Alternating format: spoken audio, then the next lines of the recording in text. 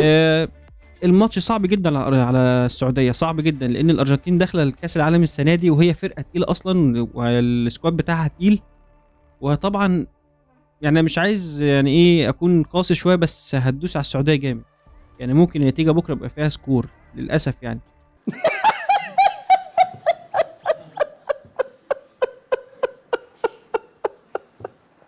لا لا لا لا.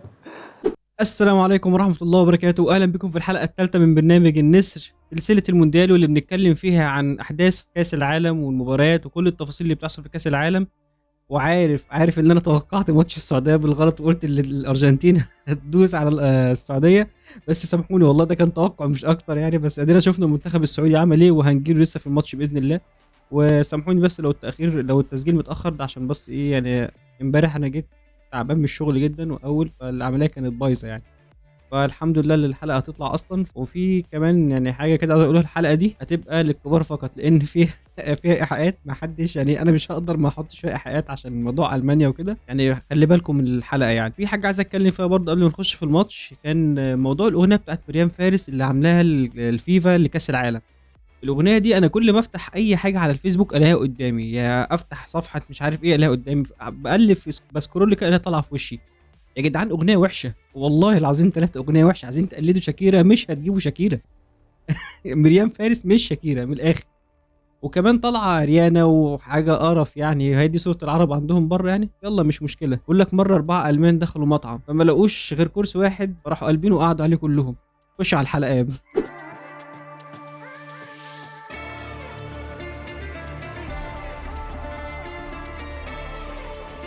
هو قبل ما اتكلم في اي حاجه في الماتش، قبل ما اتكلم في اي حاجه، ميسي وينه كسرنا عينه تمام. تاني حاجه على راي الدك ممدوح نصر الله قال لك ايه، يا غلبان يا مسكين يا الطن جابوا اتنين خلاص كده تمام. بعتذر لجماهير السعوديه تاني، انا كان كل القصه اللي الارجنتين كان السكواد بتاعها تقيل جدا، وده انا قلته الارجنتين السكواد بتاعها تقيل جدا والماتش كان يبقى صعب على السعوديه. بس بصراحه لا، السعوديه فاجئتني. انا وانا بتفرج على الماتش لقيت الارجنتين جابت الجون الاول، بعد كده الجون التاني واتلغى. انا الدنيا كانت مفتوحه شوارع، لان انا على حسب ما شفت في التشكيل يعني كان السعوديه بادئه بخطه 4-1-4-1. هيرفي رينار كان بادئ بخطه 4-1-4-1، والعمليه دي مع الارجنتين كانت عاملاها فاتحه، وديكوا شفتوا كانت الشوارع مفتوحه جامد.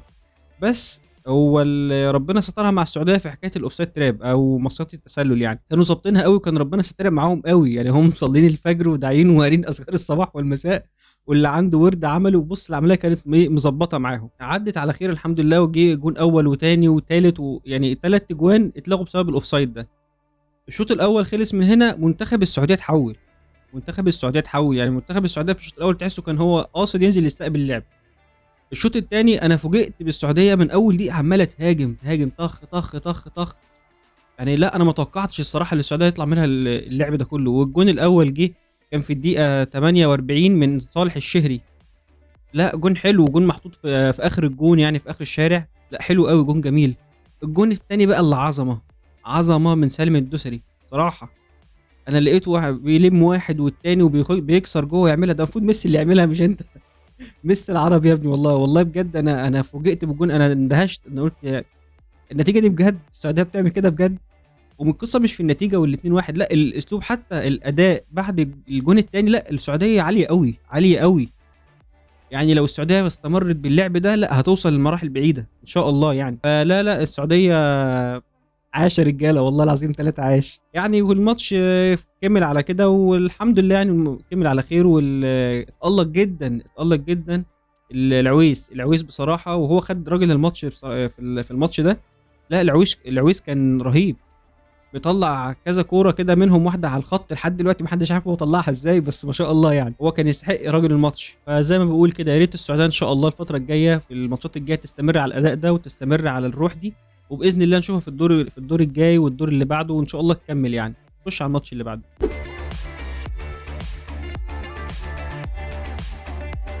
الماتش اللي بعده يا معلم، تطلع من اداء رجولي وروح واصرار وعزيمه، تخش على اداء رجولي واصرار وعزيمه برضو من منتخب تونس قدام منتخب الدنمارك. انا بصراحه كان نفسي تونس تشخرم الدنمارك، كان نفسي تقطع الدنمارك، لان الدنمارك طالع من الاول برضو عمال يتكلم في حته برضو الشواذ والشاره والقرف والنيله والهبل ده كله. فلا بس تونس علمت عليهم صراحه يعني، ما كسبتش، بس تونس مضيعه جون واثنين وثلاثه ولعبت عليهم ماتش عالي قوي. بس يعني يعيب على تونس في اجزاء كده، العمل البدني في اخر الماتش وقع، وده طبيعي طبعا لان الفوارق في التدريب هنا غير هنا. وبرضو يعني انا حاسس برضو، ما انا ما عنديش المعلومه، بس تقريبا معدل الاعمار في منتخب تونس كبير.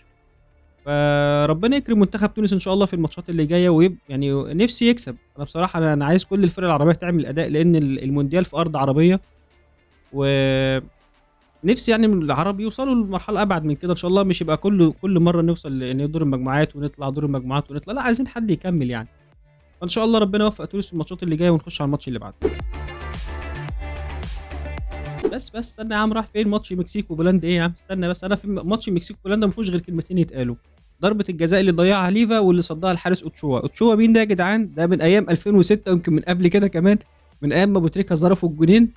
وهو كل كاس عالم يجي يقف جون، يضيع جون يصد جون او يصد كره حلوه من لاعب مهم ويضيع عليه جون، وهو ده دوره في كاس العالم، ويختفي بعدها ب4 سنين ويرجع تاني. هو ده دور اوتشوا، ده اللي موجود في الماتش كله. انا ما اتفرجتش عليه اصلا، بس ده الايه ملخص بتاع الماتش كله. خش على الماتش اللي بعده يا عم.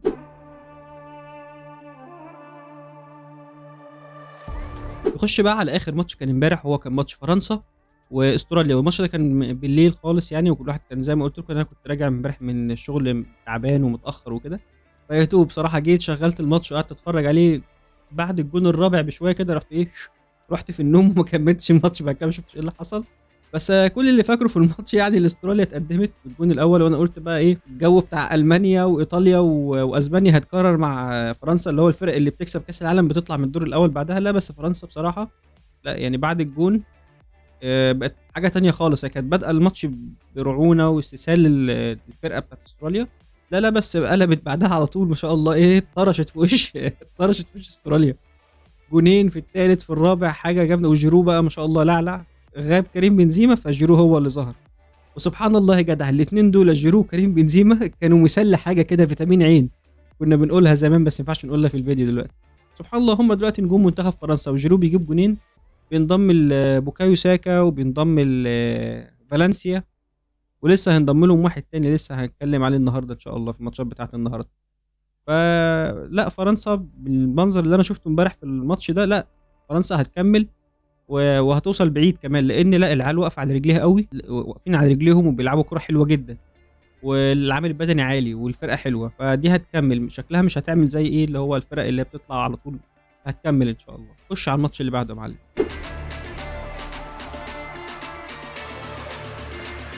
في الحقيقه احنا مش هنخش على الماتش اللي بعده، احنا هنخش على اليوم اللي بعده. هو كان النهارده، واللي ابتدى بماتش المغرب وكرواتيا. وزي ما احنا عارفين منتخب كرواتيا كان وصيف كاس العالم اللي فات لما خسر من فرنسا 4-2. لا منتخب كرواتيا كان احنا عارفين اللي هو منتخب تقيل، ومنتخب فيه لعيبه كبيره، زي طبعا احسن لاعب فيهم هو لوكا مودريتش وبيريزيتش، وشويه حاجات فيها اتش في الاخر كده. بس المغرب طبعا احنا عارفين منتخب الاسود، وما شاء الله النهارده لعب ماتش حلو جدا، وعمل هجمات وضيع اجوان، وياسين بونو بصراحه شال حاجات كتير. بس الماتش النهارده هو عدلته يطلع تعادل، يعني لا المغرب تكسب ولا تخسر. فاحنا عايزين المغرب الفتره الجايه تشد شويه في حته الهجوم، لان كنت حاسس النهارده في بعض الحاجات في يعني رعونه شويه.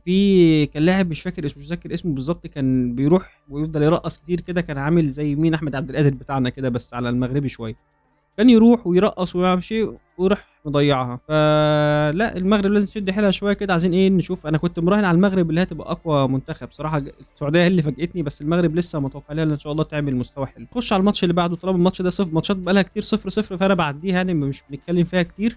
خش على الماتش اللي بعده.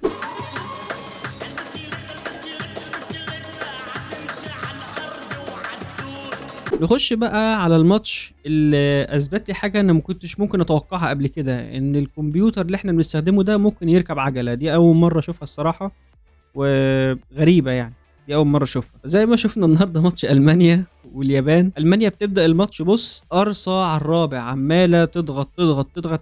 انا برضو ما اتفرجتش على الماتش، انا شفت ملخص كده، انا في الوقت ده كنت في الشغل ولسه راجع في الطريق، فشفت لقطات الهايلايتس بتاعته يعني من على البين. لا المنتخب المانيا كان بادئ الماتش سخن قوي، وعمال يضيع في كور كتير جدا، لحد ما جت ضربه الجزاء اللي حطها جوندوجان، كانت في الدقيقه 33. وبعدها المانيا كملت الشوط الثاني، وفضلت تضغط تضغط تضغط. بس هنا بقى في حاجه قال لك في دايما يقول لك ما تنجسش في مكان الشغل، لو نجست في مكان الشغل استحمل انت بقى. في المانيا اللي عملته النهارده ده يعني تأثر طبعا، لان في حق في الكوره لازم فيها توفيق وعدم توفيق. النهارده كان المانيا مع عدم التوفيق يعني ايه، ليفل التنين. فانك تقعد تضيع الكور دي وبالمنظر ده، وكره في العارضه وكره تانية في العارضه، الدنيا كانت ايه بايظه مع المانيا النهارده بعد البينالتي.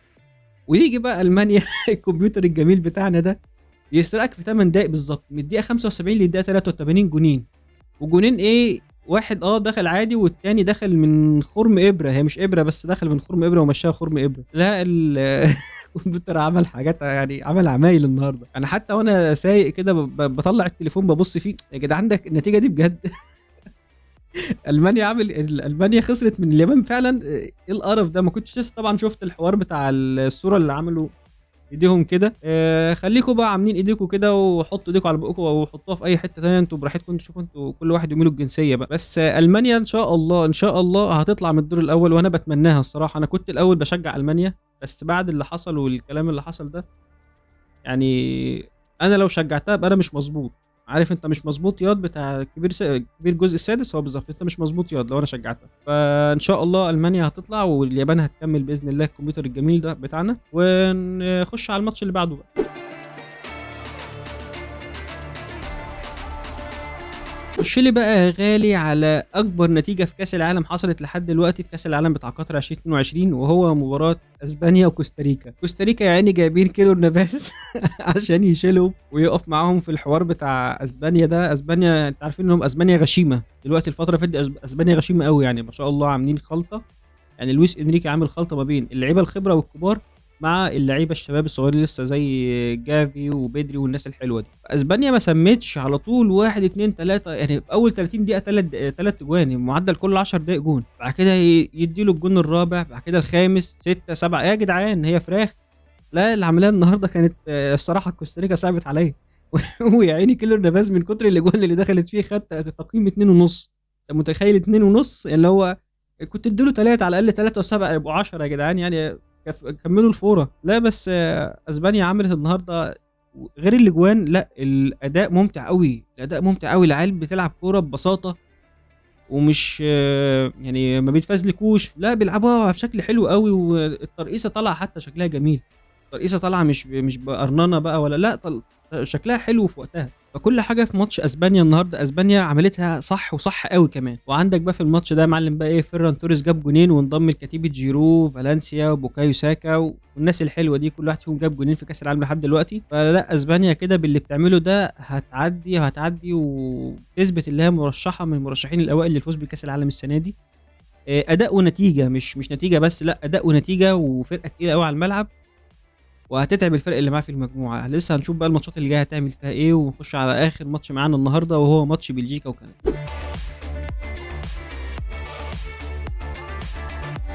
ماتش بلجيكا وكندا بقى، عارف لما تكون كرة القدم ظلمة، هو ده بالظبط. انا في ماتشات كده انا بكره فيها الكوره، وماتش بلجيكا وكندا من الماتشات دي اللي انا كرهت فيها الكوره، لان كندا بصراحه من اول دقيقه لاخر دقيقه انا ما توقعتش ان كندا تعمل كده. كندا على فكره ما جابتش ولا جون في تاريخها في كاس العالم لحد دلوقتي، ويجي لها ضربه جزاء وتضيع ضربه الجزاء. يعني لا الدنيا مقفله معاها خالص، مقفله معاها خالص، وعامله هجمات كتير جدا، وصلت تقريبا ل 14 شوطه او حاجه زي كده او اكتر كمان. لا يعني عاملين هجمات كتير جدا، وكورتوا ما شاء الله حاجه جته كده. مش عارف انا بصراحه، انا كان نفسي كندا على الاقل تتعادل، ده يعني كان عدل الكوره ان هي تكسب، حتى مش تعادل، لا كانت هي تكسب. يعني انا مش عارف اقول على ماتش كندا، والحكم ما شاء الله اللي هو جيني سيكازوي ده ما اعرفش هم ما لقوش في افريقيا غير الحكم ده، الحكم اللي لغى الماتش في الدقيقه 79 ولا الدقيقه 80 في ماتش تونس، وبعد كده راح جاب الفرق وكمل تاني. بعد كده راح صفر في الدقيقه 89 ونهى الماتش، او كان يعتبر لغى الماتش مش نهى الماتش. رايحين تاخدوه كاس العالم، يعمل النهارده في كوره عملها انا لحد دلوقتي ما حدش يتكلم عليها، وانا مش عارف حدش يتكلم عليها ازاي. اللاعب بتاع كندا كان في التسلل تمام، كان واقع في التسلل، راح اللاعب بتاع بلجيكا راح بص الكوره لورا جات له تمام.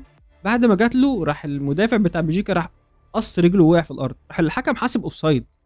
يا عم الحاج انت اوفسايد مين؟ ده الكوره جايه من المدافع المنافس، ازاي بتحسبها اوفسايد؟ وبكل ثقه راح رافع ايده وتسلل ومش عارف ايه يا جدعان، ايه التحكيم ده؟ وفي طقم حلل ما شاء الله، مش طقم فار قاعدين على الفار، ما حدش فيهم حتى قال له ده حد شوفها، لا ده مش اوفسايد، هنا في ضربه جزاء. انا مش عارف صراحه ايه اللي بيحصل في التحكيم الافريقي بالذات، لان ده تخيل ده صفوه التحكيم الافريقي، انت متخيل؟ ده صفوه التحكيم الافريقي. ما احنا بنشوف ما شاء الله الحكام العرب والحكام الاجانب، يعني غلطاتهم بسيطه جدا، ممكن غلطه ايه بيطول شويه في الوقت بدل الضايع، بيزود بيعمل فاولات بسيطه، انما مش في حاجات زي دي، مش حاجه غبيه زي دي. على فكره بالمناسبه انا كنت اتكلمت قبل كده في الحوار بتاع الوقت بدل الضايع الكتير والبتاع ده، اكتشفت بعد كده عرفت ان بتتحسب تقريبا بالكمبيوتر، هو اللي بيحسب الوقت بيقف قد ايه والتغييرات والقصاد والكلام ده، فهو بيزود الوقت ده اوتوماتيك يعني.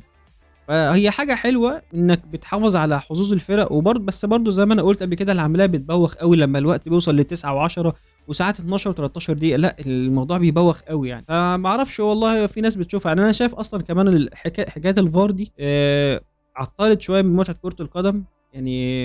يعني كل التكنولوجيا ما بتخش في كره القدم العمليه بتبوخ شويه يعني. فمش عارف بقى يكملوا في الحوار ده هيعمموه على كل الدوريات العالم ولا لا، الله اعلم. بس نرجع تاني لماتش بلجيكا وكندا، يعني كان انا مش عارف اقول ايه على الماتش ده.